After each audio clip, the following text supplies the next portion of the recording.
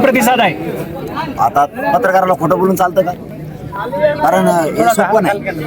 पश्चिम महाराष्ट्राला मराठा समाज इतका उसळला आहे की सरकारकडून चाललेला अन्याय नाही सहन करू शकत तेव्हा. आणि पश्चिम महाराष्ट्राचं पूर्ण महाराष्ट्रच कधीच आता कदापि मराठा समाजावर चाललेला अन्याय, मराठा समाजाची जाणून बुजून चाललेली हिळसांड, मराठा समाजाला जे टोमणे दिले जातात जाणून बुजून संपवण्याचे, मराठा समाजाला जे हिणवलं जातं ते मराठा समाजाला आता सहन व्हायला. आमचं पक्का आरक्षण मिळालेलं असून देत नाहीत याचा अर्थ आता मराठा समाज आंदोलन करून 100% मराठ्यांच्या मागण्या मान्य करणारे नसता आता हे आंदोलन थांबणार नाही. मुख्यमंत्री म्हणतायत की ओबीसी मंत्र्यांना टार्गेट करणं योग्य नाहीये, कोणाचंही प्रमाणपत्र रद्द केलेलं नाही. हे शब्द फडणवीस साहेबांना शोभतच नाही. याच्यात ओबीसी आणि मराठ्याचा काय संबंध? एक राज्य सरकारचा बावनकुळे भाग आहे. केलेली चूक फडणवीस साहेबांकडून आम्हाला ह्या अपेक्षा आहेत की त्यांनी म्हणावं तू चूक केली. मराठ्यांचं वाटलं का करतो? तुला मंत्री केलं म्हणजे तू ओबीसी आणि मराठा करू नको. कारण याच्या आधी ओबीसी आणि मराठा करणारे फडणवीस साहेबांच्या पक्षात नव्हते. फडणवीस साहेबांनी ही डाव टाकून पुन्हा त्यांच्याही पक्षाचा नाश करू नये. त्यांच्या पक्षात कधीही ओबीसीच्या बाजूने मंत्री बोलला, आमदार बोलला असं नाहीये. ते बाकी काळ होतं दुसरीकडे. यांच्या ह्याच्यात रूढ पाडून घेऊन त्यांनी मराठी त्यांच्यापासून बाजूला सरकू नये. आणि मी हटत नसतो, मी मुजीत पण नसतो कोणाला. मराठ्यांचं वाटलं केलं तर मी सोडणार नाही. मी केलेली त्यांनी चूक दुरुस्त करून घेणार. नसता आंदोलन 29 ऑगस्टला खूप मोठं होणार. पण ते म्हणतात की सरकार दबाव खाली चालत नाही आणि नियम बाह्य सुद्धा चालत नाही.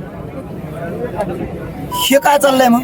प्रमाणपत्र देणं, रद्द करणं, सांगणं याला नेमबाई म्हणत नाही. छत्रपती संभाजीनगरचे प्रमाणपत्र ज्याला जात पडताळणी समितीने आदेश दिलाय की व्हॅलिडिटी देण्यात यावी, याला काय म्हणतात? याला काय म्हणतात?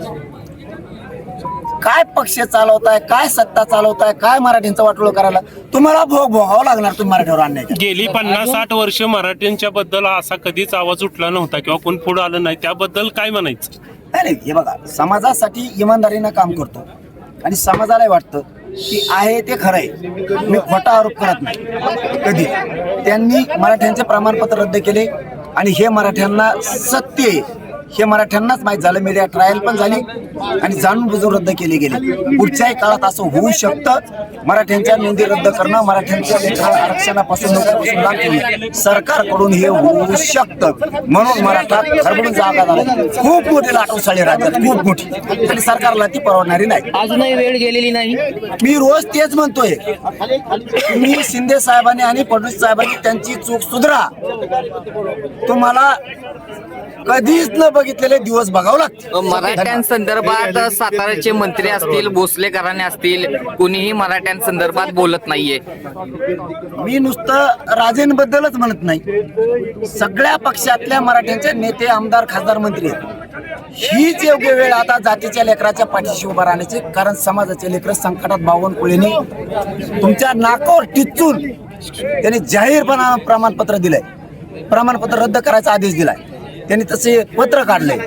आता मात्र सगळ्या पक्षातल्या मराठ्यांनी जागा होणं गरजेचं. तुम्ही जर जागे नाही झाले ना तर समाजही तुम्हाला कधीच माफ करणार नाही, कधीच. छत्रपतींच्या वारसांना तुम्ही काय आवाहन कराल? साताऱ्यात हे बघा, छत्रपती म्हणजे सगळ्या राजांनाच नाही तर पूर्ण राज्यभरात जेवढे पक्ष आहेत त्या पक्षातल्या मराठ्यांच्या नेत्यांनाच माझं आव्हान आहे की तुमच्या डोळ्यात देखता जर तुमच्या जातीच्या लेकराचं वाटोळं होणार असलं तर तुम्ही गप्प बसणं योग्य नाही.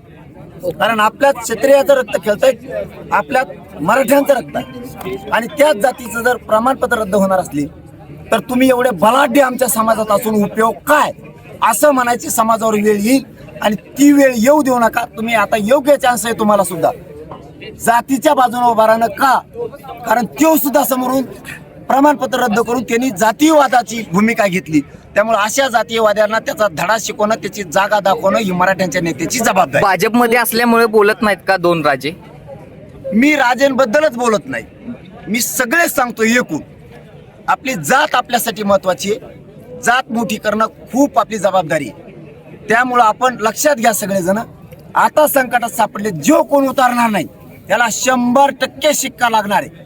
जो कोण म्हणतोय तुम्हाला मी, जो कोणी असू दे, जो आता मराठ्यांच्या बाजूने उठणार नाही त्याच्यावरती आपला मराठ्यांचा रक्ताचा माणूस नाही म्हणून 100% शिक्का पडणार. ओके, थँक्यू दादा. धन्यवाद.